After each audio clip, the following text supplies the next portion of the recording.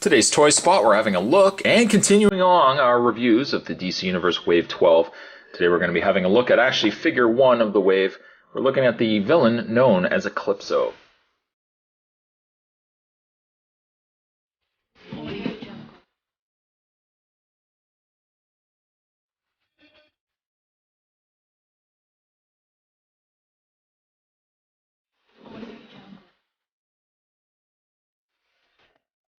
Eclipso, as with every other figure that makes up this wave, does include a collector button. On the front we got DC Comics 75 years of superpower. Also recommended for an adult collector down below. Unfortunately, poor Eclipso here, I'll even mention it now even before I get the figure opened up. Poor Eclipso here was a huge peg warmer, at least locally around my area. There was a lot of Eclipsos that just sat. I don't know why. I just don't know why. I like Eclipso. Maybe a lot of people don't. On the back of the package, though, the other figures that you can get that make up this wave, we've got Eclipso, the Spectre, Copperhead, Dr. Midnight, Desaad, Mary Batson, and Iron. You can collect all 7 of the figures to build yourself Darkseid. And as for the read-up, the biography on Eclipso says, long ago the Spectre defeated the Spirit of Wrath, exiling its physical manifestation to a black diamond called the Heart of Darkness, and so it remained until Dr. Bruce Gordon found a fragment and was possessed by Eclipso, the earthly incarnation of the Spirit of Wrath. During a lunar or solar eclipse, Gordon's alter ego would grant him superhuman strength, light powers, and use him in an ancient schemes for control over all mortal beings. Since then, Eclipso has possessed others and is ever ready, there we go, to tempt and corrupt both superhumans and ordinary people. Statistics: first appearance, House of Secrets, number 61, 1963. Real name Various as human host. Occupation Spirit of Wrath and Villain.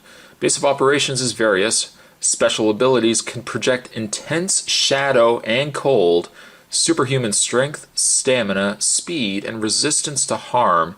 Flight: can project powerful laser beams, possesses humans, absorbing their unique attributes. That would be packaging on Eclipso. What I am going to do is I'm going to take a bit of a break. I'm going to get this opened up. We are going to have a better look at Eclipso. Stay tuned, guys. Don't go anywhere. There's more to come. And we'll just get it out of the way now. There's the button. There's the button right there. Very uninteresting. But I know a certain somebody that likes collecting buttons. So I'm just going to put this aside and we'll give that to her later. I think it's a little past her birthday. But unfortunately, I'll still put these aside. Might as well consolidate them. Give her a nice big birthday gift later on. The other piece that comes with Eclipso is one of the legs, as you can see right here. One of the legs of Darkseid. I always loved his knee-high boots that he's got going on there. A little flap in the front there. What we are going to do, though, is I'm going to take Darkseid, and we've got his foot going on there. We're just going to peg it into place, and hopefully Spot does not kick himself for putting on the underoos earlier. And so far, so good. And there you have Darkseid with one of his legs. You can kind of already gauge how tall this figure is going to be. He is going to be quite large, but we've got, well, 3 pieces left, 2 arms and 1 leg, and then we're going to have a finished Darkseid. I can't wait. Putting that aside, let's have a look at Eclipso. And you know what? I still can't figure out why this figure sat. I guess maybe as a child may not pick up this kind of creepy looking imp character, but as a collector and as an adult, well, as close of an adult as I suppose I could be, I like the figure. I like the figure quite a bit. He's got a lot of color, he's got a lot of personality, and I just think he's got a really nice head sculpt. Speaking of head sculpt, let's zoom in. You can see his very demonic, imp-like face. Of course, the one side has the blue on it. He's got really a sinister smile on his face. I think that's really nice. And of course, he's got himself some pointy ears and a hat going on there. But not only is the sculpt solid, but I think the paint on this figure is really good as well. If we zoom back, the other colors that make up this figure, we've got black, got some purple going on there. Two different shades of purple. We got purple in the boots and purple in the kind of leg areas. And we've got this really nice tan skin color. It's not just a regular flesh color, but this nice tan color. I almost wish they would use that tan color in more figures. I don't even think the Superman had this coloring, but I think if they put that on the Superman, it would have been really nice. I also really like the belt. Not only is it textured, but it's this nice yellow, and then it's kind of got a kind of more of a tanned color airbrushed in. And I think that works really, really well. Of course, we got the Eclipso logo on his chest. Just a solid figure.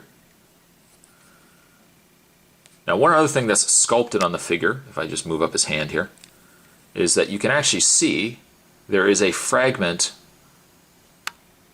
a stone fragment, I guess the Heart of Darkness fragment in his fingers there. I like it. And I also like the fact it's not removable, because had that really been a removable piece, yeah, guaranteed that would get lost. This guy, I know certainly this guy would have lost him. But I just really like this figure. Now, you know, before you put your comments down below, Spot, really, how could you like such a stupid looking figure? There are collectors out there that just warm up to certain figures. If I just move the camera down there a bit. For example, not Firefly, Killer Moth is another good example. A lot of people didn't like Killer Moth, but there were a lot of collectors that did, just because he had just outrageous coloring. And I think between the sculpt and the coloring on this particular figure, I just really dig Eclipso. Now, one thing I mentioned with the review of Copperhead was I wish they had given him open hands. Really, aside from this one hand that would have served no purpose on Copperhead, had they just put these kind of hands even on Copperhead, I think it would have worked much better.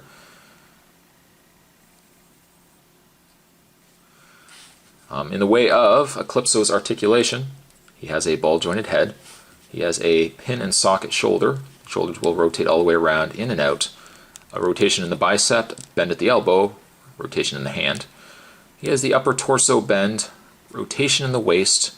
Now, you can't move too much of the waist, I guess because this belt's in the way. But the legs do go forward and back, in and out. This one leg isn't so bad. This one leg I find is a bit loose. Rotation in the thigh, bend at the knee, and finally a hinge in the foot. But there you go. In a nutshell, that would be Eclipso. Like him or not, perhaps he is the equivalent of root beer. Not everybody likes root beer, but there are people that really dig root beer. And I dig Eclipso as much as I dig root beer. Eclipso, I'm going to give him coloring and sculpt. I'm going to give him an 8. I know, an 8. Let the hate begin. Today's Toy Spot, we're continuing along with the reviews of the DC Universe Wave 12, and we're looking at Peg Warmer here, Eclipso. Not your cup of tea? Let me know down below. Also, let me know what you guys would rate this figure. Now, certainly there are more DC Universe Wave 12 figure reviews on the way, and as always, thank you guys for watching. And I'll see you guys next time.